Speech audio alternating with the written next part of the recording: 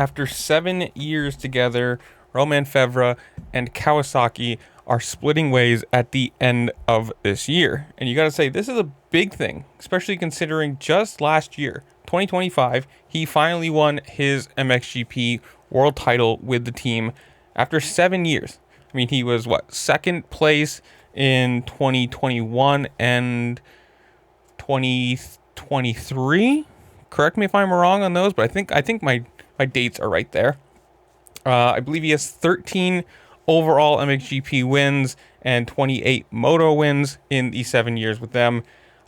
This is big, right? I mean, you got to think, if you just win the title with a team and then spend the next year with them and immediately leave, why?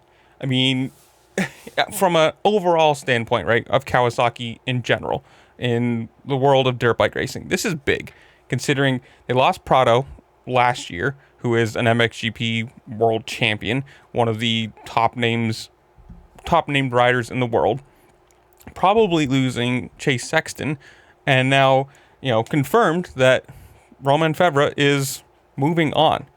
This is surprising, right? I mean, it sounds like at least it's a mutual thing.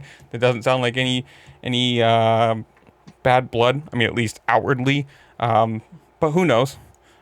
We have some quotes from Feverra himself saying, quote, "It's now time in a few months to part ways with Kawasaki after so many seasons in green, and of course, a lot of memories, a lot of good results, and a lot of achievements together. A long part of my career will stay forever with Kawasaki. We have been together during 7 years. That's a lot in a rider's career. We reached our ultimate goal, which was the world title last year, after fighting for the title in 21, my first season with Kawasaki, and 2023. I always had great people around me since I signed with Kawasaki.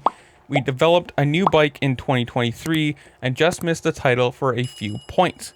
Unfortunately, in 2024, I sustained an injury, but we finally got the title. This year, we fight again for podiums. Of course, the goal is to win a GP against strong opponents, but we are here, and my motivation is always the same, to race for the best. I want to thank everyone who worked with me since day one, the former KRT team of Thierry Chisat Suzzoni, correct me if I'm wrong there, and the new KRT team under with Anti-Pyron. I'm not even going to try. I'm sorry, that one's a no.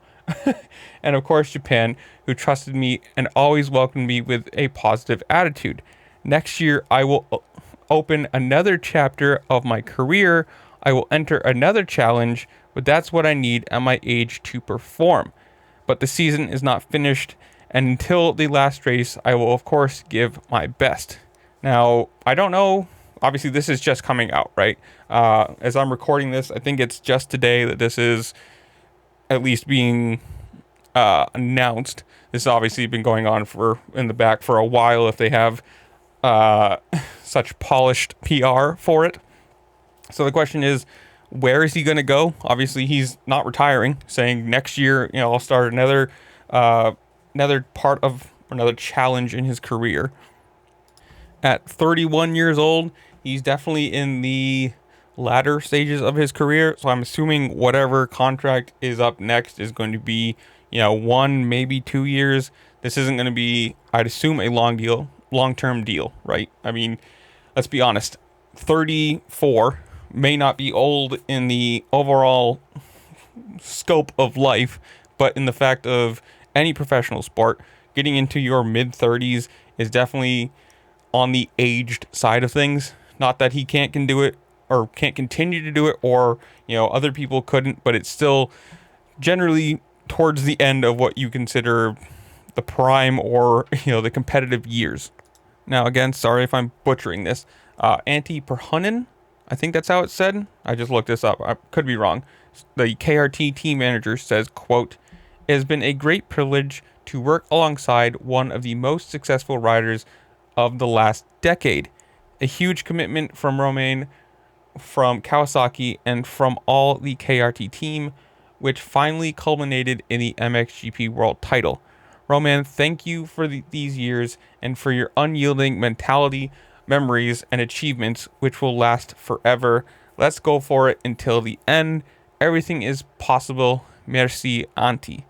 Now, obviously, this does not sound bad, right? This is not the same thing we saw with Kawasaki and Jorge Prado, where it was just kind of backhanded insults and, you know, not trying and just giving up on it and saying the bike sucks and not comfortable on it. This definitely seems like a much more mutual agreement.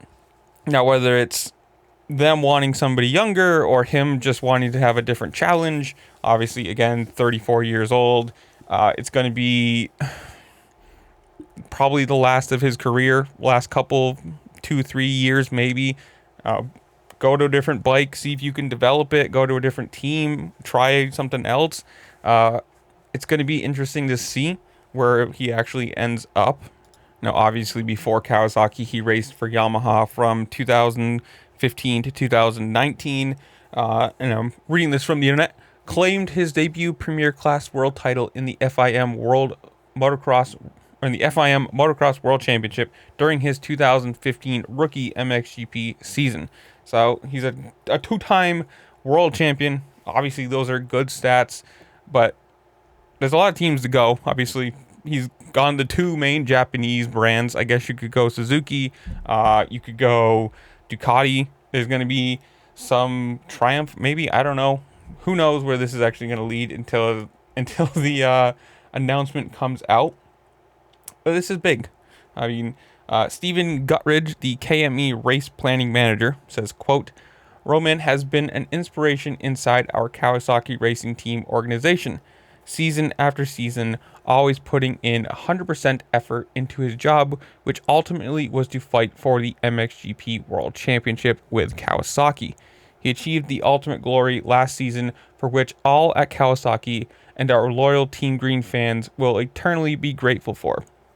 We would like to sincerely wish Romain the very best for his next step in his career and know well that his full KRT focus is to wholeheartedly fight to defend the title as champion in MXGP, again with Kawasaki this season.